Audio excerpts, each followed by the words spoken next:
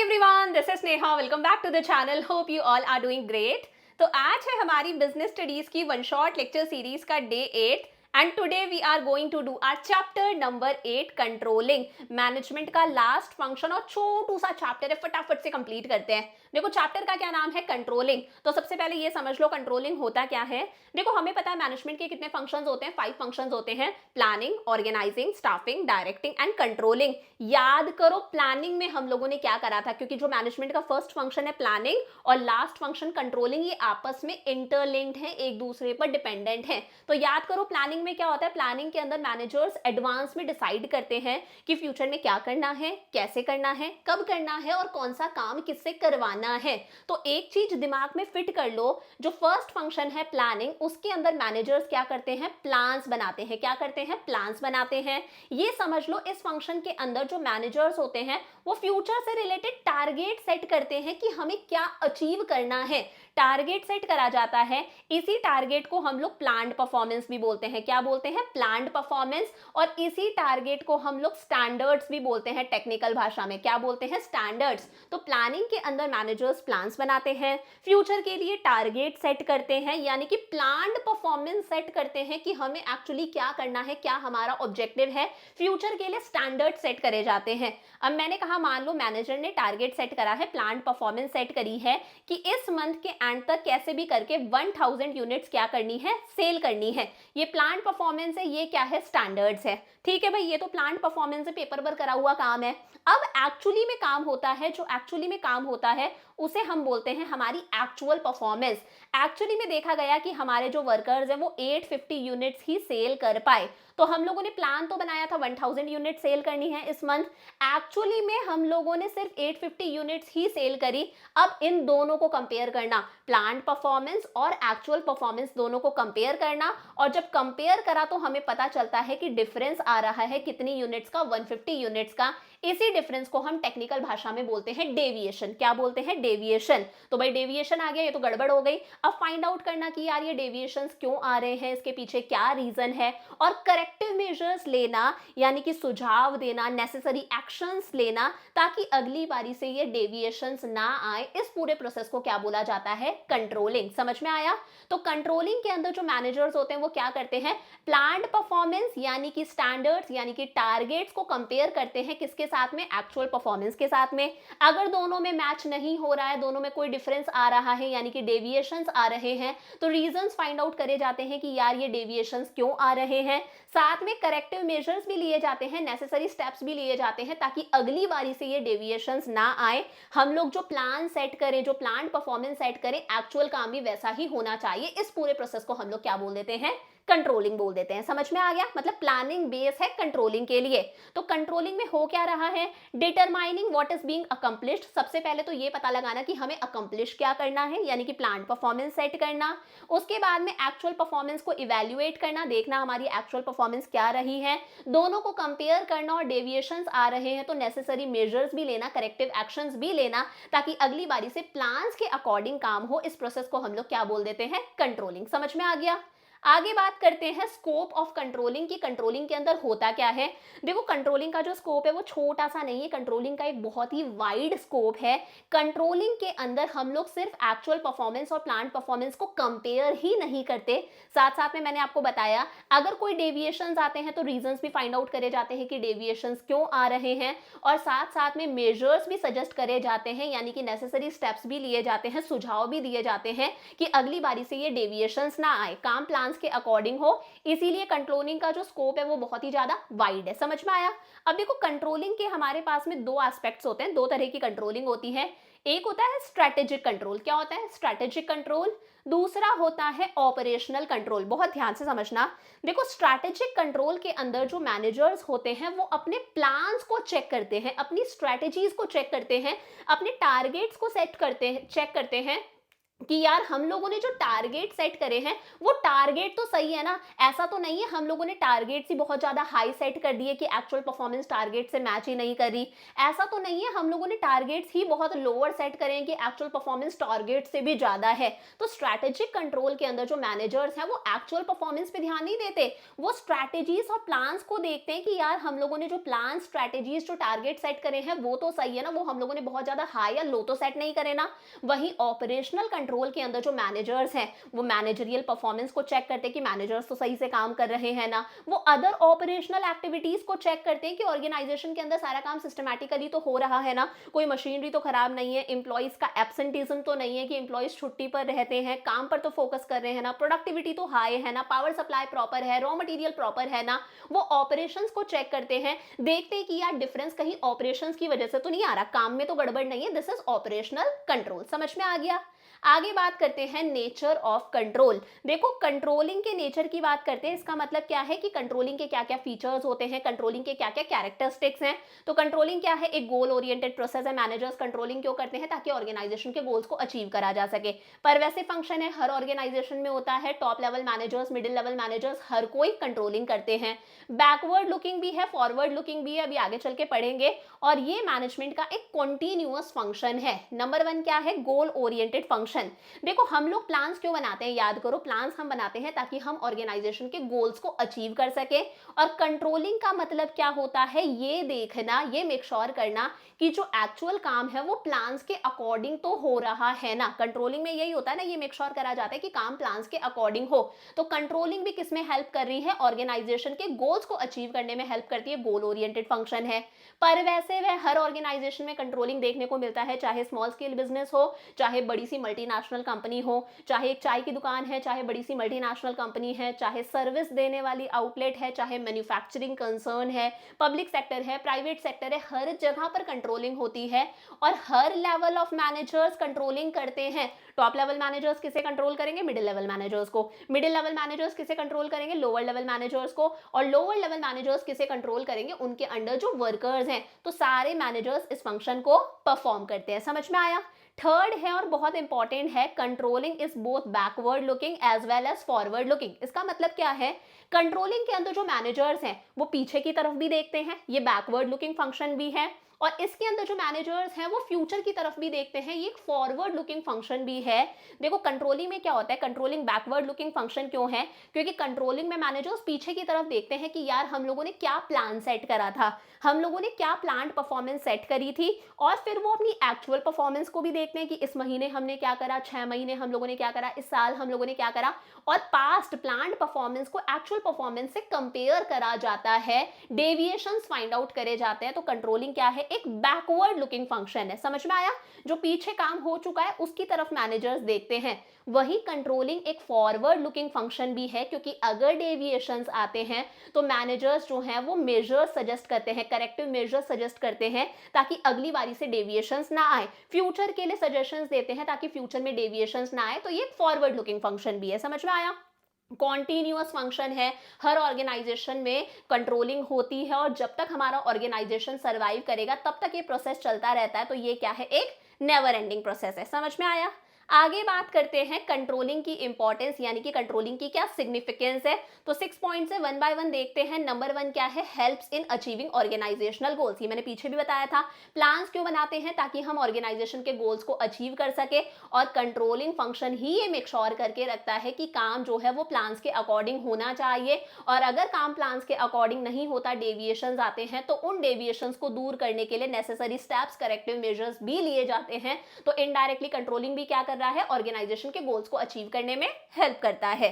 Second है judging accuracy of standards. देखो controlling process के अंदर ही जो मैनेजर्स होते हैं वो अपने स्टैंडर्ड्स की तरफ देखते हैं कि यार हम लोगों ने जो स्टैंडर्ड सेट करा है वो स्टैंडर्ड तो सही था ना। अभी पीछे मैंने आपको बताया था स्ट्रैटेजिक कंट्रोलिंग के अंदर क्या होता है, मैनेजर्स एक्चुअल परफॉर्मेंस को नहीं देखते, वो ये देखते हैं कि हम लोगों ने जो प्लान्स बनाए हैं, जो स्ट्रैटेजीज बनाई हैं, वो प्लान्स, वो स्ट्रैटेजीज, वो टारगेट परफॉर्मेंस, वो प्लान्ड परफॉर्मेंस तो हम लोगों ने सही सेट करी है ना, उन प्लान्स उन स्ट्रैटेजीज को हम लोगों ने बहुत हाई या फिर बहुत लो तो सेट नहीं कराना, और जैसे जैसे एनवायरनमेंट में कोई चेंजेस आते हैं उसी के अकॉर्डिंग जो स्टैंडर्ड परफॉर्मेंस है, जो प्लान्ड परफॉर्मेंस है, उसके अंदर भी चेंजेस यानी कि मॉडिफिकेशंस करे जाते हैं sorry, according to changing business environment. इसीलिए यहाँ पे हमें हमारे स्टैंडर्ड्स के बारे में भी पता चलता है। समझ में आया? थर्ड आता है making efficient use of resources. देखो, कंट्रोलिंग के अंदर मैनेजर्स ये मेक श्योर करके रखते हैं कि जो काम है वो प्री डिटरमाइंड स्टैंडर्ड्स के अकॉर्डिंग होना चाहिए। प्लानिंग में हम लोगों ने जो स्टैंडर्ड सेट करे हैं, काम उन स्टैंडर्ड्स के अकॉर्डिंग होना चाहिए। तो अपने आप यहाँ पर जितने भी रिसोर्सेज हैं, चाहे वो ह्यूमन रिसोर्सेज है, लेबर है, चाहे वो फिजिकल रिसोर्सेज, मशीनरी है, सारे रिसोर्सेज का क्या होता है? प्रॉपर यूटिलाइजेशन होता है। फोर्थ है इंप्रूविंग एम्प्लॉइज मोटिवेशन। देखो, यहां पर एम्प्लॉइज को ऑलरेडी पता होता है what they are expected to do, कि एम्प्लॉइज को क्या करना है। उन्हें एडवांस में पता है कि हमारा ये टारगेट है, हमारी ये प्लान परफॉर्मेंस है, किसे कौन सा काम करना है। उनके लिए पहले से स्टैंडर्ड सेट है और वो इन स्टैंडर्ड्स को अचीव करने के लिए काम करते हैं। तो एम्प्लॉइज अपने आप मोटिवेटेड रहते हैं कि यार, अगर हम लोगों ने ये स्टैंडर्ड अचीव कर लिया, ये टारगेट अचीव कर लिया, तो हमारा इंक्रीमेंट होगा, हमारा प्रमोशन होगा, हमें एक रिकॉग्निशन, एक पहचान मिलेगी। तो एम्प्लॉइज भी मोटिवेटेड रहते हैं। Ensures order and discipline. Obvious सी बात है, किसी भी जगह पर अगर कंट्रोलिंग फंक्शन होता है, चीजों को कंट्रोल करा जाता है, तो ऑर्गेनाइजेशन में एक ऑर्डर रहता है, एक डिसिप्लिन रहता है। जो सुपीरियर्स हैं वो कंटिन्यूअसली अपने सबॉर्डिनेट्स को चेक करते हैं कि जो सबॉर्डिनेट्स हैं वो डिजायर्ड तरीके से काम तो कर रहे हैं ना, जैसे काम करना चाहिए वैसे काम तो कर रहे हैं ना। तो वही ऑर्गेनाइजेशन में ऑर्डर और डिसिप्लिन रहता है। और लास्ट है फैसिलिटेट्स कोऑर्डिनेशन इन एक्शन। अगर ऑर्गेनाइजेशन में कंट्रोलिंग फंक्शन होगा, सारा काम प्री डिटरमाइंड स्टैंडर्ड्स के अकॉर्डिंग होगा, तो ऑब्वियस ही बात है हर डिपार्टमेंट के अंदर एक प्रॉपर कोऑर्डिनेशन, एक तालमेल रहेगा। सब कोई एक डायरेक्शन में चलेंगे, कोई इधर उधर नहीं जाएगा। Purchase department, sales department, marketing department, सारे डिपार्टमेंट्स में एक अच्छा कोऑर्डिनेशन, एक तालमेल रहता है। समझ में आ गया? आगे बात करते हैं relationship between planning and controlling. बहुत इंपॉर्टेंट है, 4 पॉइंट्स है, बहुत इंपॉर्टेंट है, 100% एग्जाम में यहाँ से क्वेश्चन बन सकता है। देखो, प्लानिंग और कंट्रोलिंग, ये समझ लो ये एक ही सिक्के के दो पहलू हैं। Inseparable twins of the same, inseparable twins of management. इस बात का मतलब है कि एक ही सिक्के के दो पहलू हैं। प्लानिंग और कंट्रोलिंग को हम एक दूसरे से अलग नहीं कर सकते, दोनों एक दूसरे से बहुत ही क्लोजली रिलेटेड है। कैसे? देखो, सबसे पहले नेचर की बात करते हैं। प्लानिंग हमें पता है मैनेजमेंट का कैसा फंक्शन है, प्राइमरी फंक्शन है, पहला फंक्शन है, जिसके अंदर मैनेजर्स डिसाइड करते हैं फ्यूचर में क्या करना है, कैसे करना है, कब करना है, कौन सा काम किससे करवाना है, what to do, how to do, when to do and from whom to do. तो ये तो प्राइमरी फंक्शन हो गया। लेकिन कंट्रोलिंग के अंदर मैनेजर्स ये मेक श्योर करके रखते हैं कि जैसा प्लानिंग में सोचा था, काम प्लान्स के अकॉर्डिंग तो हो रहा है ना, कोई डेविएशंस तो नहीं आ रहे। और वही ये डेविएशंस आते हैं तो डेविएशंस को रोकने के लिए करेक्टिव मेजर्स लिए जाते हैं। तो कंट्रोलिंग फंक्शन का मकसद ही ये है कि सारा का सारा काम प्लान्स के अकॉर्डिंग होना चाहिए। जो भी प्लान है वो टाइम पर और सही तरीके से इंप्लीमेंट होना चाहिए। तो प्लानिंग और कंट्रोलिंग क्या है? एक दूसरे से रिलेटेड है। सेकेंड है planning and controlling are interdependent. ये दोनों एक दूसरे पर डिपेंडेंट है और आपस में इंटरलिंक्ड हैं। Planning and controlling exist together as one depends on the other. दोनों एक दूसरे पर डिपेंडेंट है। देखो, कंट्रोलिंग जो है वो किस पर डिपेंडेंट है? प्लानिंग पर डिपेंडेंट है। कैसे डिपेंडेंट है? कंट्रोलिंग के अंदर हम एक्चुअल परफॉर्मेंस को किससे कंपेयर करते हैं? प्लान परफॉर्मेंस से कंपेयर करते हैं। और इस प्लान परफॉर्मेंस का पता हमें किससे चलता है? प्लानिंग से। प्लानिंग प्रोसेस के अंदर ही तो हम प्लान परफॉर्मेंस डिसाइड करते हैं कि फ्यूचर में क्या करना है, कैसे करना है, कब करना है, कौन सा काम किससे करना है, करवाना है। तो यहाँ पर प्लानिंग के अंदर ही हम टारगेट सेट करते हैं, हम प्लान परफॉर्मेंस, हम स्टैंडर्ड सेट करते हैं। अब सोचो, अगर प्लानिंग ही नहीं होती तो प्लान परफॉर्मेंस भी नहीं होती, प्लान परफॉर्मेंस नहीं होती तो कंट्रोलिंग फंक्शन भी नहीं होता। समझ में आया? वही planning function is also dependent on controlling. जो प्लानिंग फंक्शन है वो भी कंट्रोलिंग पर डिपेंडेंट है। कैसे डिपेंडेंट है? जो प्लान्स होते हैं वो हम सिर्फ पेपर पर लिखने के लिए थोड़ी ना बनाते हैं कि पेपर पर हम लोगों ने प्लान बना लिया। हम प्लान्स बनाते हैं ताकि हम उन प्लान्स को इंप्लीमेंट कर सके। और कंट्रोलिंग फंक्शन ही ये मेक श्योर करके रखता है कि जो प्लान्स है वो स्ट्रिक्टली फॉलो करे जाएं। प्लान्स जो है वो सही से इंप्लीमेंट हो, टाइम पर और सही तरीके से इंप्लीमेंट हो। तो दोनों चीजें एक दूसरे पर डिपेंडेंट है। समझ में आया? कंट्रोलिंग कैसे प्लानिंग पर डिपेंडेंट है? क्योंकि प्लानिंग नहीं होगी तो प्लान परफॉर्मेंस भी नहीं होगी, प्लान परफॉर्मेंस नहीं होगी तो कंपैरिजन भी नहीं होगा एक्चुअल परफॉर्मेंस का और प्लान प्लान परफॉर्मेंस का। और प्लानिंग हम लोग सिर्फ पेपर पर लिखने के लिए नहीं बनाते, प्लानिंग हम करते हैं ताकि प्लान्स इंप्लीमेंट हो सके। कंट्रोलिंग ही ये मेक श्योर करके रखता है कि प्लान्स प्रॉपरली इंप्लीमेंट हो। थर्ड आता है planning and controlling are both backward looking as well as forward looking. Very important, बहुत ध्यान से समझना।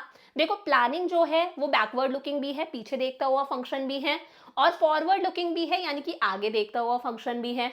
सेम ऐसे ही जो कंट्रोलिंग है वो भी बैकवर्ड लुकिंग भी है और फॉरवर्ड लुकिंग भी है।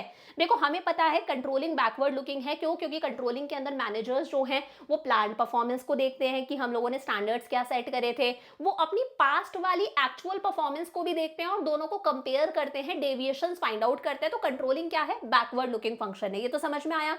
कंट्रोलिंग क्या है? एक बैकवर्ड लुकिंग फंक्शन है। यही कंट्रोलिंग एक फॉरवर्ड लुकिंग फंक्शन भी है। क्यों? क्योंकि अगर डेविएशंस आते हैं तो मैनेजर्स जो हैं वो एक फीडबैक रिपोर्ट बनाते हैं, यानी कि मेजर्स सजेस्ट करते हैं ताकि अगली बारी से ये डेविएशंस ना आए, जो काम है वो प्लान्स के अकॉर्डिंग हो, यानी कि मेजर्स सजेशंस देते हैं ताकि अगली बारी से डेविएशंस ना आए। तो फॉरवर्ड लुकिंग फंक्शन भी है, समझ में आया। सेम ऐसे ही जो प्लानिंग है वो भी बैकवर्ड लुकिंग फंक्शन भी है और फॉरवर्ड लुकिंग फंक्शन भी है। सबसे पहले ये समझ लो प्लानिंग फॉरवर्ड लुकिंग फंक्शन क्यों है? क्योंकि प्लान्स हमेशा फ्यूचर के लिए ही बनाए जाते हैं, कभी भी प्लान्स किसी पास्ट एक्टिविटी के लिए नहीं बनाए जाते। तो प्लानिंग क्या है? फॉरवर्ड लुकिंग फंक्शन है। अब बैकवर्ड लुकिंग फंक्शन क्यों है? मैनेजर्स ऐसे ही मजाक में प्लान्स नहीं बनाते हैं, वो पास्ट एक्सपीरियंस के बेसिस पर प्लान्स बनाते हैं। और कंट्रोलिंग से जो उन्हें फीडबैक रिपोर्ट मिली थी, जो मेजर्स मिले थे, जो सजेशंस मिले थे, उन्हें दिमाग में रखकर फ्यूचर के लिए प्लान्स बनाए जाते हैं। तो प्लानिंग के अंदर मैनेजर्स पास्ट एक्सपीरियंस को देखते हैं कि पिछली बारी हमारा प्लान कितना सक्सेसफुल था, वो कंट्रोलिंग की फीडबैक रिपोर्ट को भी दिमाग में रखते हैं, इन सजेशंस को भी दिमाग में रखते हैं, उसके बाद में वो फ्यूचर के लिए प्लान्स बनाते हैं। समझ में आया? लास्ट है planning is prescriptive whereas controlling is evaluative. देखो इस बात का मतलब क्या है? प्लानिंग प्रेस्क्रिप्टिव है, प्लानिंग में बताया जाता है, प्रिस्क्राइब करा जाता है कि फ्यूचर में क्या करना है, कैसे, कब, किससे करवाना है। तो प्लानिंग क्या है? एक इंटेलेक्चुअल प्रोसेस है, पूरा का पूरा दिमाग का खेल है, which involves a lot of thinking. बहुत ज्यादा इंटेलिजेंस की जरूरत पड़ती है। प्लानिंग में डिसाइड करा जाता है हमारे ऑब्जेक्टिव्स क्या है, ऑब्जेक्टिव्स को अचीव करने के लिए बहुत सारे कोर्सेज ऑफ एक्शन, बहुत सारे तरीके होते हैं, उनमें से बेस्ट तरीकों को फाइंड आउट करा जाता है। तो प्लानिंग बताता है हमें क्या करना है, इंटेलेक्चुअल प्रोसेस है ये, हमें बताता है कि हमें कौन सा कोर्स ऑफ एक्शन, कौन सा तरीका अपनाना है गोल्स को अचीव करने के लिए। वही कंट्रोलिंग क्या है? इवैल्यूएटिव है। कंट्रोलिंग के अंदर ये देखा जाता है कि जो काम है वो प्लान्स के अकॉर्डिंग तो हो रहा है ना, जो प्लानिंग के अंदर कोर्स ऑफ एक्शन तरीका सजेस्ट करा गया है उस तरीके के अकॉर्डिंग तो काम हो रहा है ना। तो प्लानिंग बताता है क्या करना है, कंट्रोलिंग बताता है कि एक्चुअल काम जो है वो प्लान्स के अकॉर्डिंग तो हो रहा है ना। समझ में आया रिलेशन? चारों पॉइंट्स क्लियर है। फिर बात करते हैं कंट्रोलिंग के प्रोसेस की। देखो कंट्रोलिंग के प्रोसेस के अंदर हमारे पास में टोटल 6 स्टेप्स और इजी सा है।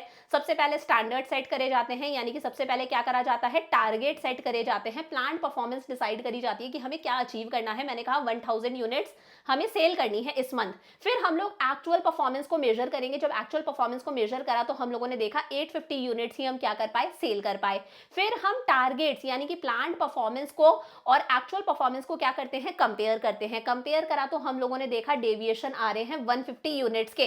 इसके बाद में इन डेविएशंस को अच्छे से एनालाइज करा जाता है, इन डिफरेंसेस को समझा जाता है। कई बार डिफरेंसेस माइनर होते हैं जिन डिफरेंसेस को इग्नोर करा जा सकता है, कई बार ये डिफरेंसेस मेजर होते हैं और बहुत ही इंपॉर्टेंट होते हैं जिनके बारे में तुरंत टॉप लेवल मैनेजर्स को बताना जरूरी है, तुरंत एक्शन लेना जरूरी है। फिर करेक्टिव मेजर्स लिए जाते हैं ताकि अगली बारी से ये डेविएशंस ना आए, और एक फीडबैक रिपोर्ट बनाई जाती है जिसके अंदर मैनेजर्स लिखते हैं कि भाई हमारी प्लान परफॉर्मेंस एक्चुअल परफॉर्मेंस से मैच क्यों नहीं कर रही है, डेविएशंस क्यों आ रहे हैं, क्या रीजन है, अगली बारी से क्या क्या मेजर्स लिए जाएं ताकि ये डेविएशंस ना आए। फ्यूचर के लिए एक रिपोर्ट बनाई जाती है ताकि फ्यूचर में प्लानिंग प्रॉपर हो सके। इस पूरे प्रोसेस को हम लोग बोल देते हैं कंट्रोलिंग का प्रोसेस। तो सबसे पहले क्या करा जाता है? स्टैंडर्ड सेट करे जाते हैं। अब स्टैंडर्ड्स कैसे होने चाहिए, टारगेट्स कैसे होने चाहिए? अचीवेबल, जिन्हें हम टाइम के साथ साथ में अचीव कर सके। टाइम बाउंड होने चाहिए कि इस टारगेट को हमें इतने टाइम में अचीव करना है। Very high standards which can not be achieved are of no use.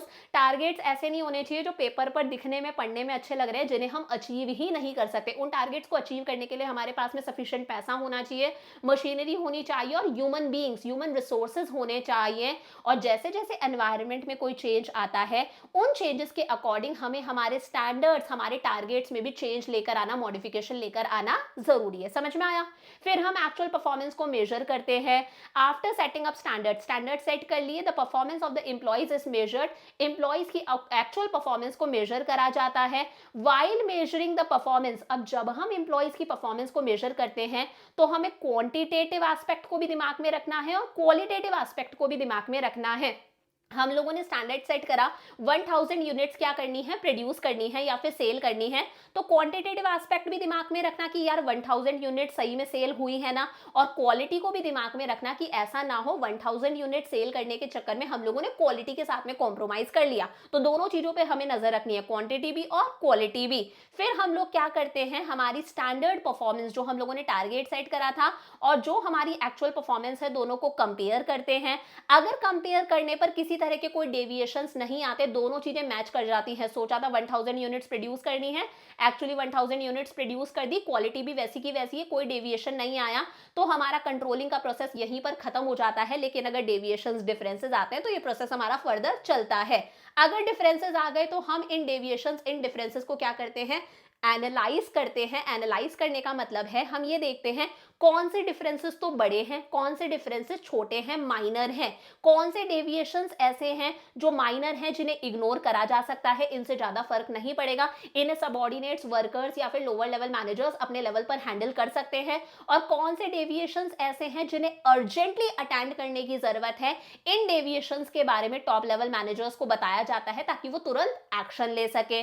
फिर वही है टेकिंग करेक्टिव एक्शंस, तुरंत एक्शंस लिए जाते हैं ताकि डेविएशंस को कम करा जा सके, इन डिफरेंसेस को रोका जा सके, हटाया जा सके, और अगली बारी से भी ये डेविएशंस ना आए, सारी की सारी जो चीजें हैं वो ट्रैक पर रहे, काम जैसे सोचा था वैसे ही हो। और लास्ट में मैनेजर्स एक रिपोर्ट बनाते हैं जिसे बोलते हैं feedback report. The controlling does not and by taking corrective measures, corrective measures लेने के साथ में ही कंट्रोलिंग का प्रोसेस खत्म नहीं होता।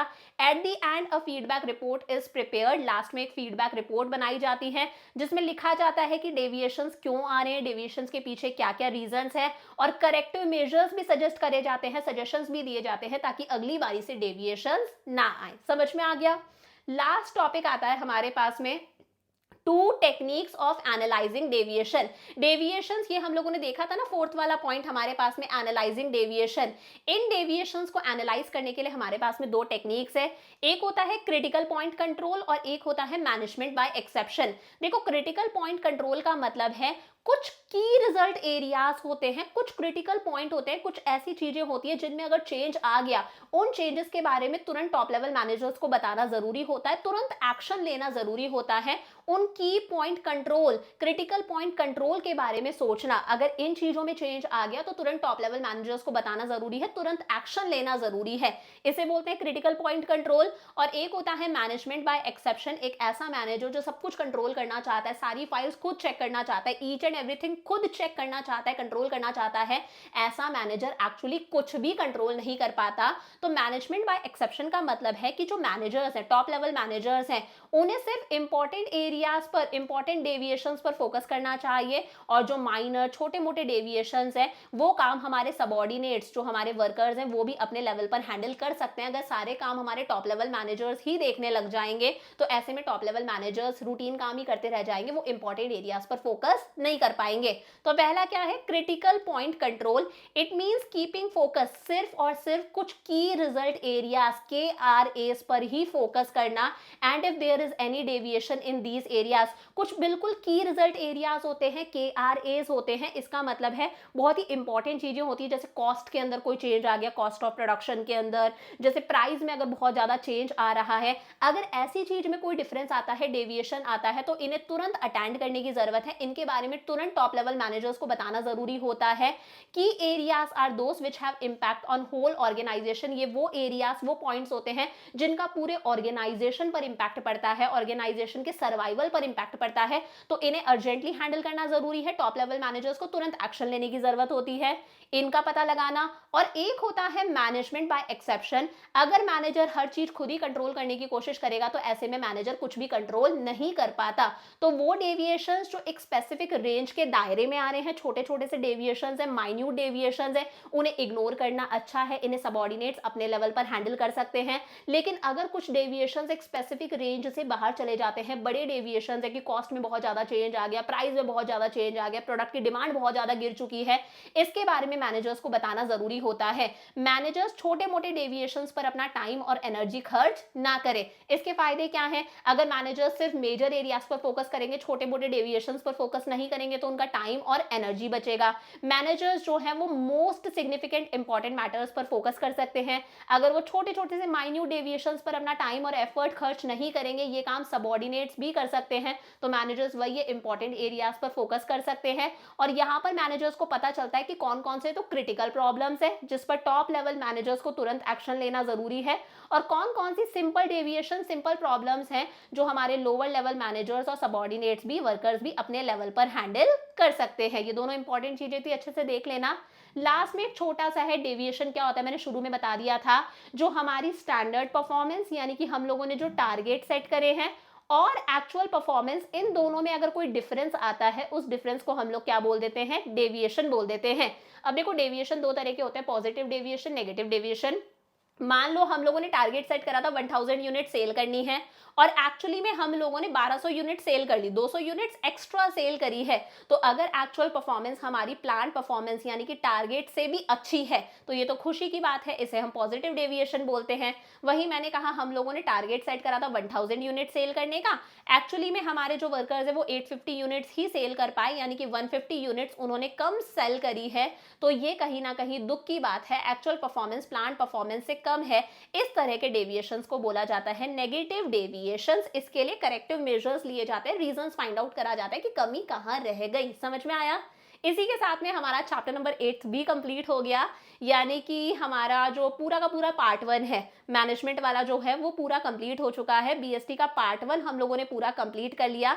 अब कल हम लोग करेंगे हमारा पार्ट 2 का चैप्टर नंबर 1, फाइनेंशियल मैनेजमेंट। अगर कोई भी चैप्टर बहुत डिटेल के अंदर पढ़ना है ना, तो डिस्क्रिप्शन के अंदर, कमेंट्स के अंदर आपको बीएसटी की डिटेल्ड प्लेलिस्ट का लिंक भी मिल जाएगा। सारी प्लेलिस्ट का लिंक मिलेगा, macro, Indian, eco, English, BST, CUET, सब कुछ। तो वहां से भी आप पढ़ सकते हो। आई will see you tomorrow. Lots of love. Lecture अच्छा लगा तो लाइक कर देना, फ्रेंड्स के साथ में भी शेयर करना, और चैनल को सब्सक्राइब नहीं करा तो सब्सक्राइब कर लेना। I will see you tomorrow. Lots of love. Bye bye.